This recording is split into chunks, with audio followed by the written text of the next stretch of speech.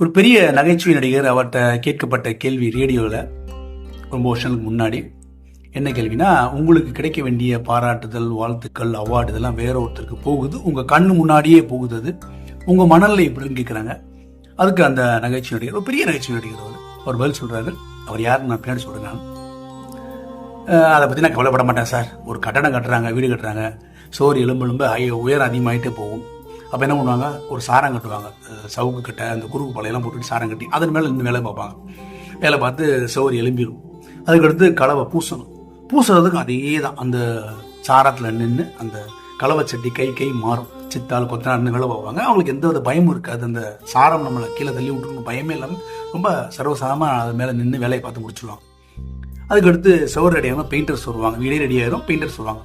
Paint அடிக்கிறவங்களும் அதே சாரத்தில் நின்று அந்த குறுக்கு பலகை சவுக்கட்டையை பயன்படுத்தி சாரம் கட்டி நின்று அந்த வேலையை முடிப்பாங்க. கிரகப்பிரவேசத்துக்கு முன்னாடி ஒரு 2 நாளைக்கு முன்னாடி கம்ப்ளீட்டாக பில்டிங் ரெடி ஆனதுக்கப்புறம் அந்த சாரத்தை எல்லாம் பிரித்து கிழிச்சு அவ்வளோ நாள் பயன்படுத்த அந்த குறுக்கு பலகை சவுக்கு கட்டைகளை கொள்ளையில யாருக்கும் தெரியாத இடத்துல தூக்கி போட்டுருவாங்க பின்னாடி.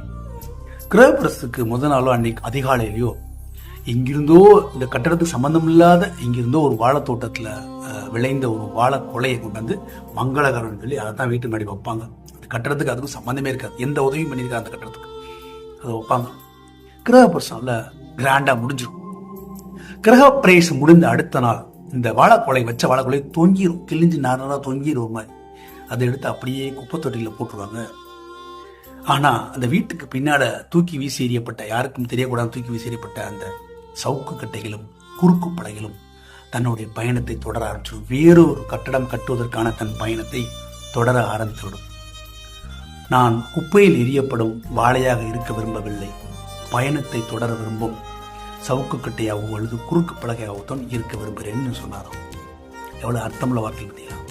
அந்த பழம்பெரும் நகைச்சுவை நடிகர் வேறு யாரும் அல்ல, திரு நாகேஷ் அவர்கள். நம்மளோட செயல்கள் 4 பேருக்கு பயன் தருது, பலன் தருதுன்னா அந்த பயணம் தொடர்ந்து கொண்டே இருக்குது. அதில் பாராட்டுதல் இருக்குது, பாராட்டுதல் இல்லை, நம்மளை வாழ்த்துறாங்க, வாழ்த்தலை, அதை பற்றிலாம் நம்ம கவலையே பட வேண்டாம். நம் பயணம் தொடர்ந்தாலே போதும். 4 பேருக்கு அதனால் பலன் பயன் கிடைத்தால் அதை விட சந்தோஷம், மகிழ்ச்சி வேறு எதுவுமே இல்லை. நல்ல சிந்தனைகளை விதைப்போம், நம்பிக்கையை வளர்ப்போம். நன்றி.